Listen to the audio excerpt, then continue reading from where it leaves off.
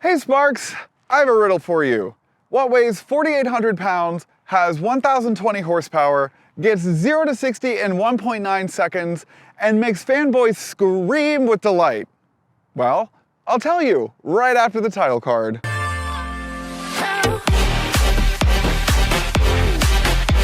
Welcome back to an extremely exciting episode of SparkPlug TV, where I do car reviews for literally everybody, not just car enthusiasts.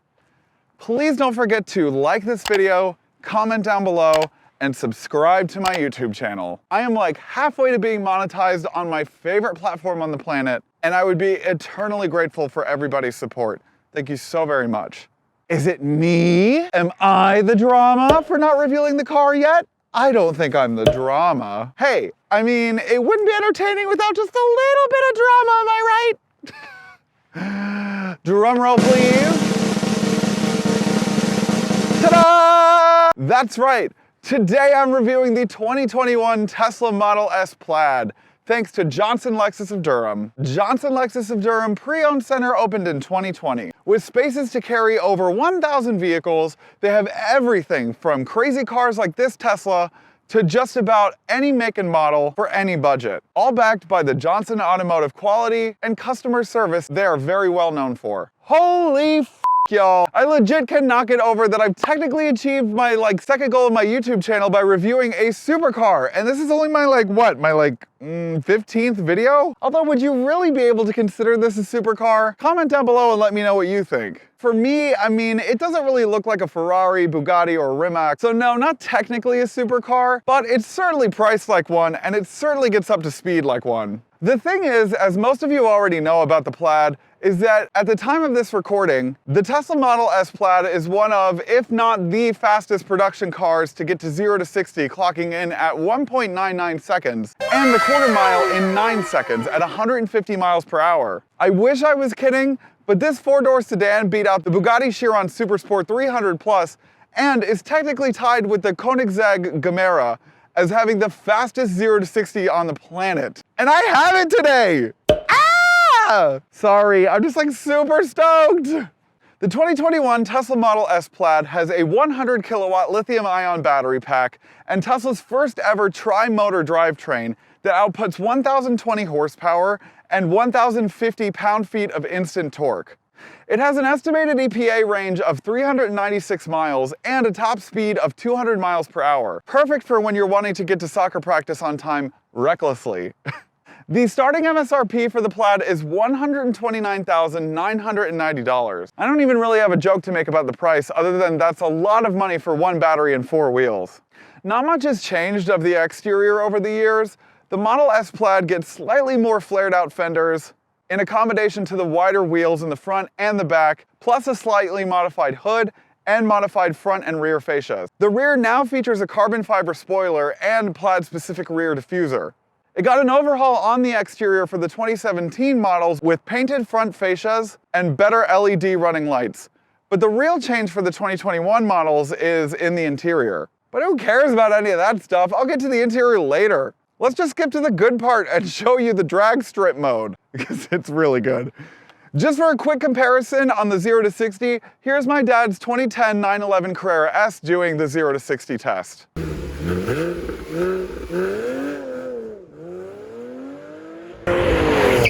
Now here's me in the Tesla doing 0 to 60 using drag strip mode in the cheetah stance.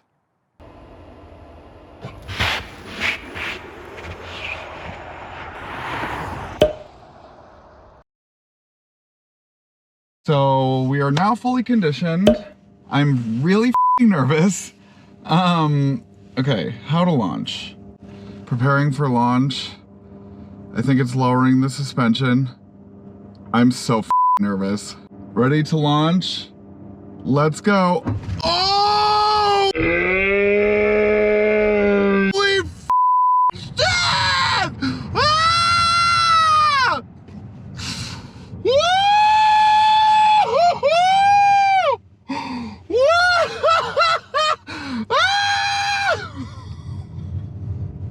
No! That shouldn't be legal! Ah! That was insane.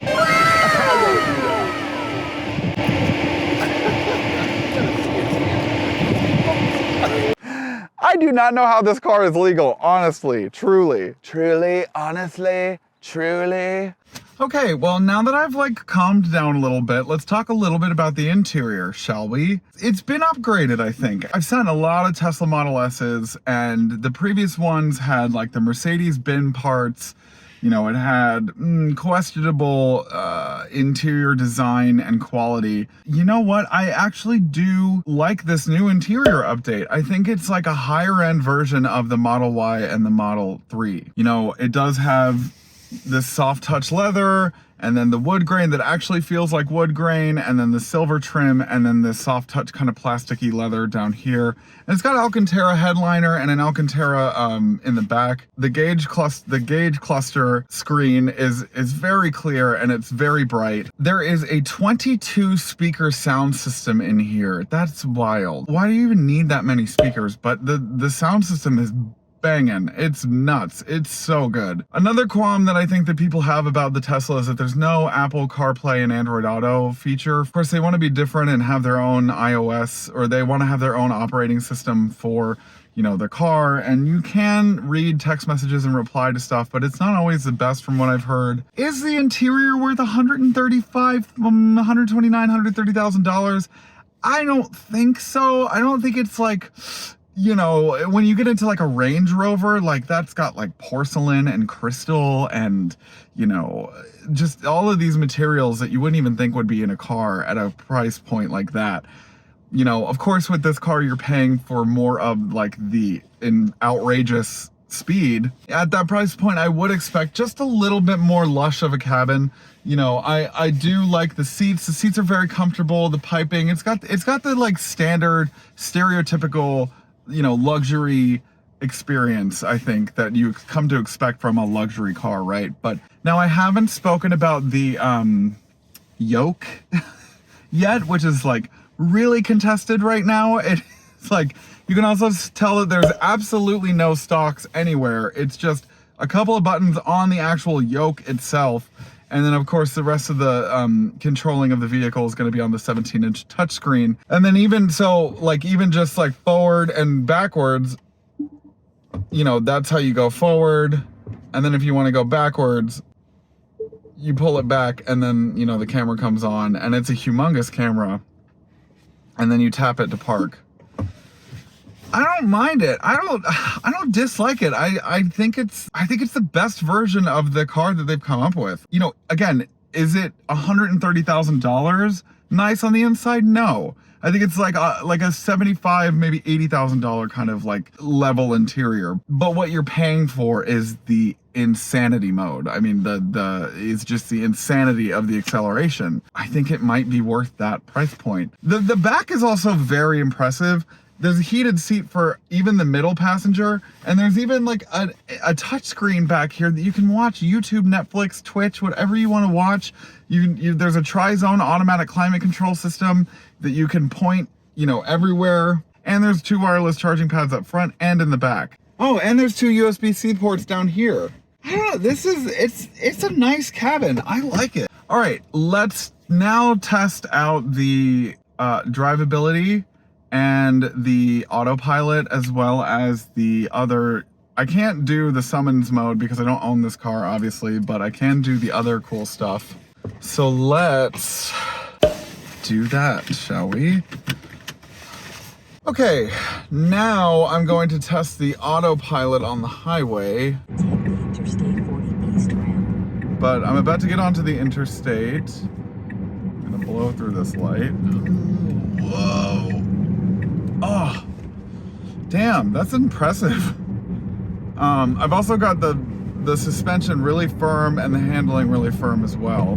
So it's a little jumpy right now. And of course, I mean, like the Tesla highway driving is unmatched. Throughout my videos, I've tested, you know, different autopilots and stuff, but this one is just, I mean, there's no comparison. All right, so this model does not come with the $12,000 complete autopilot It's just got the basic autopilot, so there's no ability to change lanes. It's not going to get off on the exit for you, and it's not going to continue driving for you. But like I said, with all of the cameras that it's got and the sonar systems and stuff, like it's incomparable to other systems. I do love the gauge cluster. The gauge cluster is where it is at. I love the map on the left, the speed on the right, and then the general like area of where you are on the road. I mean, it's definitely really nice. And it's so clear. Everything is so clear and bright. Holy f***. Oh my god. Oh my god. Oh my god, that is too much. That is too much. Oh! Oh my god. Ah, it's so much. Ah! Alright, let me go around this corner quickly. Oh! Whoa! Oh man! Oh this thing is a rocket ship!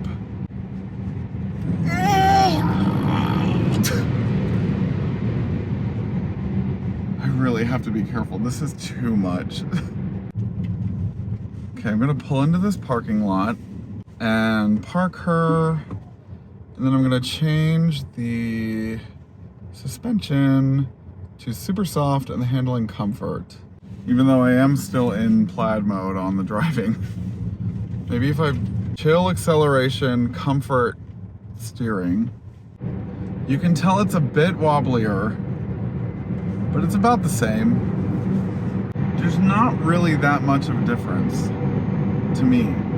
I think it's a little bit boatier, like it's a bit like more like, but I don't really see a difference in this moment. Okay, final thoughts. Boo. I'm exhausted. This video has tuckered me out. The sheer excitement and the sheer terror that this car brings to me is unquestionable. It is it's terrifying. I mean, you're definitely paying $130,000 for a rocket ship roller coaster, nothing like you've ever experienced. Another club, next bus, another club. Bus, club, another club, plane, next place. It's crazy. I mean, there's no words for this car. I don't understand what these is coming from the same mind that wants to, like, you know, sell flamethrowers. Like, Elon Musk is nuts, dude. I mean, so let me go over the pros and the cons so that I can go take a nap, because this has tuckered me the f out. So the pros of this car are the updated interior. I love the interior. I think that, you know, while it's not a $130,000 level interior, I do think that it is definitely the best Tesla interior that I have seen. One of the biggest gripes that every car enthusiast and anybody who's driven a Tesla has is the general aesthetic and quality of the interior, and I think they've definitely upped their game, and I love it. There's so many places to charge your phone. You know, there's 2 touch screens, and the back passengers can watch Netflix and stuff. That's incredible. I love that.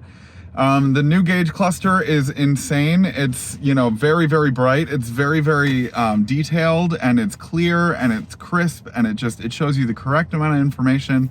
Another pro, of course, I should have just led with this, but I mean, it's the nuts. It's the insane acceleration. It's the insane acceleration of this car. I'm gonna have to change my underwear. I'm gonna have to, like, go to church after this. Like, I'm just like, it's insane. There's no words to describe the insanity that is the drag race mode or the drag strip mode. It's nuts. You know, the handling is pretty good. I think that when all of the settings are turned to firm and suspension and all that stuff. Of course, I've never been in a supercar. I've never driven a supercar. I don't really have anything to compare it to. But from my point of view, I do think that, because of the lower center of gravity and the battery and the, the fine-tuned suspension and all that stuff, it's really nice. I felt like I had a full grip on the road. I didn't feel like it was I felt very confident going into that corner and going very quickly around that corner. Another pro would definitely be the sound system. The sound system is superb. It's amazing. It's incredible.